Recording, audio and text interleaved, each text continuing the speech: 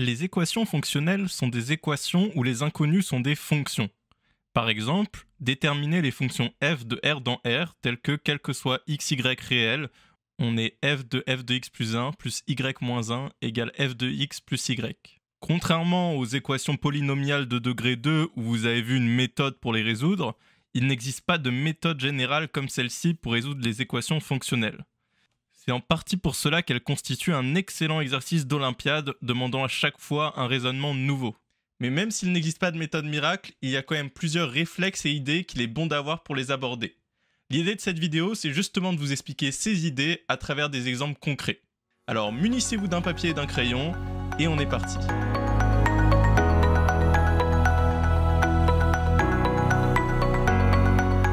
Le raisonnement utilisé pour résoudre une équation fonctionnelle s'appelle l'analyse synthèse.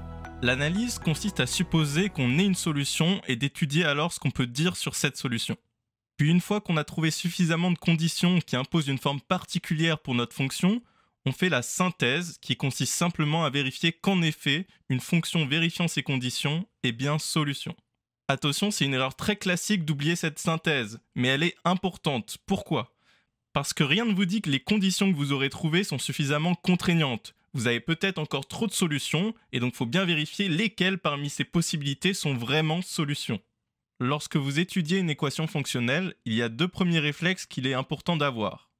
Je vais les expliquer à travers un exercice concret où il vous faut déterminer les fonctions f de R dans R telles que pour tout x, y, on est f de x moins f de y qui est égal à 1 moins x moins y. La première chose à faire, c'est voir s'il n'y a pas des solutions évidentes à l'équation. Ça peut être les fonctions constantes, les fonctions linéaires, les fonctions affines, les exponentielles, tout ce qui vous vient à l'esprit de simple.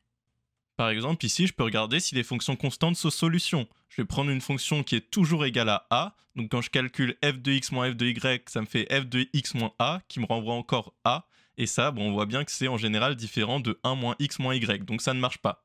Je vais essayer maintenant pour l'identité. Là, je vois que ça me donne x moins y, qui est aussi en général différent de 1 moins x moins y. Mais on voit qu'on n'est plus très loin. Il y a une constante 1 et puis il faudrait inverser les signes.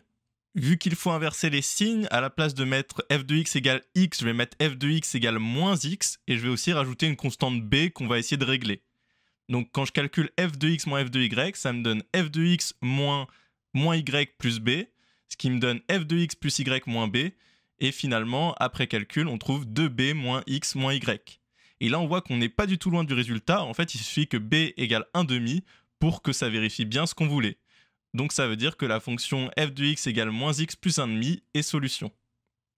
Maintenant qu'on a trouvé une solution, on va passer au deuxième réflexe qu'il est bon d'avoir. Il s'agit de trouver des valeurs particulières de la fonction. Par exemple en des points simples comme f de 0, f de 1, et on va aussi pouvoir jouer avec y égale x, y égale moins x quand on a plusieurs variables. Donc je me munis d'une solution du problème, et ici dans l'optique de trouver f de 0, je vais essayer de prendre x égale y égale 0. Mais on voit que quand je fais ça, finalement à la fin j'obtiens f de moins f de 0 qui est égal à 1, et je vois pas trop comment enlever le f de f à chaque fois, c'est embêtant. Donc là, je réfléchis et je vois que pour enlever le f qui est à l'intérieur de l'autre f, il faudrait que x soit égal à f de y, comme ça les f se supprimeraient entre eux. Donc je vais prendre x égale f de y, et là, quand je fais le calcul, j'obtiens f de 0 à l'intérieur, et de l'autre côté, j'obtiens 1 moins f de y moins y. Et là, je remarque que j'ai obtenu encore mieux que ce que je voulais, parce que j'ai finalement une expression de f de y. J'ai f de y qui est égal à moins y plus 1 moins f de 0. Donc finalement, ça veut dire qu'il ne me reste plus qu'à déterminer la valeur de f de 0 pour en déduire l'expression de f de y. Et vu que ma dernière égalité est vraie pour tout y, je peux très bien prendre y égale 0 dans cette dernière, ce qui donne f de 0 égale 1 moins f de 0, et ça, je peux résoudre l'équation qui me donne finalement f de 0 égale 1,5. Et donc, on a montré que si f est solution, alors forcément, elle a la forme f de y égale moins y plus 1,5. Et là, comme je disais, faut pas oublier la synthèse, mais qui est en fait le point 1, c'est de bien dire, en effet, un f de cette forme-là est bien solution. Donc ici, pour la vidéo, j'ai fait ce que vous pourriez faire sur votre brouillon. Maintenant, il reste à rédiger ça proprement sur une copie. Je vais pas m'intéresser à ça dans cette vidéo, mais pour ceux que ça intéresse, et c'est important de savoir rédiger, je vous invite à aller consulter l'article écrit qui accompagne cette vidéo pour avoir une rédaction propre de tous les exercices qu'on traitera dans cette vidéo. Voilà, donc vous voyez que dans des cas assez simples d'équations fonctionnelles, on peut simplement avec ces deux bons réflexes complètement réussir à répondre à la question. Donc je vous propose 3 autres exercices à faire par vous-même dans lesquels il n'y aura pas besoin d'aller beaucoup plus loin non plus qu'avoir ces deux réflexes. Dans beaucoup d'exercices d'équations fonctionnelles, il y aura des conditions supplémentaires sur la fonction à trouver. Fonction bornée, fonction croissante, continue, dérivable, périodique, etc.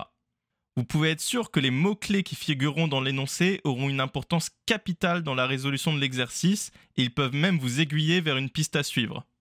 Pour certains de ces mots, on se doute un peu de comment on va les utiliser. Si on a une fonction dérivable, on va sans doute être amené à dériver l'équation. Si on a une fonction bornée, ça va nous permettre d'éliminer les cas où la fonction explose. Mais il y a d'autres mots-clés pour lesquels c'est moins clair comment on va les utiliser. Je pense notamment à la continuité qui, en plus, intervient très souvent dans ce type d'exercice. Je vais donc me concentrer là-dessus dans la suite de la vidéo. La façon dont on va utiliser la continuité, c'est avec la propriété suivante. Si vous avez une fonction continue en A, alors pour tout de suite xn qui converge vers A, vous avez aussi f de xn qui converge vers f de A. Normalement, c'est une propriété que vous avez vue en cours et je ne vais pas donner de preuve ici. Je vais illustrer l'utilisation de cette propriété à travers 2 exercices, dont le premier est un très grand classique à connaître par cœur. Il s'agit de l'équation fonctionnelle de Cauchy. L'équation fonctionnelle de Cauchy, donc, consiste en l'équation suivante. Il s'agit de déterminer les fonctions f de R dans R continues, telles que pour tout xy, on ait f de x plus y égale f de x plus f de y. Comme pour toute équation, il faut commencer par nos 2 premiers réflexes. Le premier réflexe, c'est de voir s'il n'y a pas des solutions évidentes. On peut essayer pour une fonction constante f qui renvoie toujours a, mais on voit que ça ne fonctionne pas. Ensuite, j'essaye pour les fonctions linéaires de la forme ax. Là, on voit que le membre de gauche et le membre de droite sont bien égaux. On peut aussi essayer les fonctions affines de la forme ax plus b, mais pour la même raison que les fonctions constantes, on a un problème, ça ne fonctionne pas. Finalement, on voit que les fonctions linéaires sont solutions, on va garder ça dans un coin de notre tête. Maintenant, on passe au deuxième réflexe, trouver des valeurs particulières. Donc, comme d'habitude, on peut essayer de trouver f de 0. En prenant x et y égaux à 0, on trouve que f de 0 doit être égal à 2f de 0, et ça veut dire forcément que f de 0 vaut 0. On remarque aussi qu'il y avait un autre moyen d'obtenir f de 0. Si on prend y égale moins x, le membre de gauche nous donne f de 0, et à droite on a f de x plus f de moins x. Vu que f de 0 vaut 0, finalement on se retrouve avec l'égalité f de moins x égale moins f de x. Ça doit vous parler, ça veut dire que c'est une fonction impaire. Un des avantages de l'imparité et aussi de la parité d'ailleurs, c'est qu'on peut se restreindre à étudier que les réels positifs. Bon, on peut continuer à jouer un peu avec notre équation. Je peux prendre par exemple y égale x. À gauche, ça me donne f de 2x et à droite, ça me donne 2f de x. Et on remarque qu'on peut continuer comme ça. Si par exemple, je veux obtenir f de 3x, je vais prendre y égale 2x, et là, j'ai f de 3x à gauche, et à droite, j'obtiens 3f de x. En fait, en répétant ce raisonnement, on peut montrer par récurrence que pour tout entier n, on a f de nx qui est égal à nf de x. Bon, c'est pas mal, mais qu'est-ce qu'on va en faire de ça? Rappelons-nous qu'on a vu que les fonctions linéaires étaient solutions, et idéalement, on aimerait bien montrer que ce sont les seules solutions de l'équation. Cette dernière égalité fait vraiment penser à une fonction linéaire. En fait, on le voit mieux si je prends x égale 1, on voit que pour tout entier n, on a f de n égale nf de 1.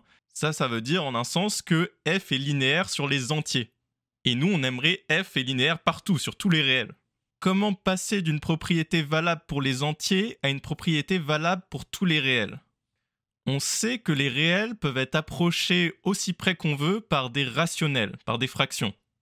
Dit autrement, on sait que pour tout réel x, on peut trouver une suite de rationnels xn qui convergent vers x.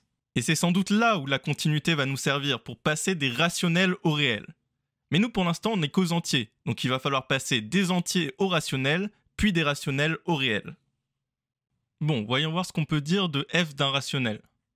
On prend p et q des entiers positifs et on regarde f de p sur q. P sur q, c'est la même chose que p fois 1 sur q. Et vu que p est un entier positif, on avait vu qu'on peut écrire ça comme p fois f de 1 sur q. Bon ok, mais on a encore le 1 sur q et ça, on voit pas trop comment s'en débarrasser. Pour s'en débarrasser, plutôt que de considérer f de p sur q, on va regarder f de q fois p sur q. C'est-à-dire f de p, et ça on sait que c'est p f de 1. Mais vu que c'est aussi f de q fois p sur q et que q est un entier, on peut écrire ça comme q fois f de p sur q. Et donc en réorganisant l'équation, on trouve f de p sur q égale p sur q fois f de 1, ce qui veut bien dire que pour les rationnels, la fonction est linéaire. Voilà, maintenant il ne reste plus qu'à passer des rationnels au réel, donc on prend un réel positif quelconque, on sait qu'il existe une suite de rationnels positifs qui convergent vers ce réel, et vu que ces xn sont des rationnels positifs, on sait qu'on a la propriété f de xn égale xn fois f de 1. Et maintenant, en passant à la limite, en faisant tendre n vers plus l'infini et en se servant de la continuité de f, on en déduit que f de x égale xf de 1 pour tout réel positif. Avec l'imparité de la fonction, on peut montrer que c'est aussi vrai pour x négatif, donc finalement c'est vrai pour tout x. Et donc finalement, on a montré que si f est une solution, alors f est une fonction linéaire. Et ne pas oublier la synthèse, c'est-à-dire de vérifier que les fonctions linéaires sont en effet bien des solutions, c'est ce qu'on a fait lors de notre premier réflexe. Voilà, ça c'est un grand classique qu'on fait aussi en licence prépa, donc c'est très bien en fait si vous le voyez maintenant. Prenez le temps de bien digérer ce qu'on a fait et ensuite je vous propose 2 exercices qui sont un peu dans la même veine que celui-là. On va finir par un dernier exercice, un peu plus dur que les précédents, mais je l'ai trouvé très intéressant parce qu'il met en place plein de petites idées qu'on peut réutiliser ici et là. L'énoncé est le suivant. Il faut déterminer les fonctions f de r dans R continues telles que on est pour tout x réel 3f de 2x plus 1 égale à f de x plus 5x. On ne perd pas les bonnes habitudes et on commence par notre premier réflexe, essayer de trouver des solutions évidentes. On essaye la fonction constante égale à a, ça fonctionne pas. On essaye une fonction linéaire, non, ça donne rien non plus.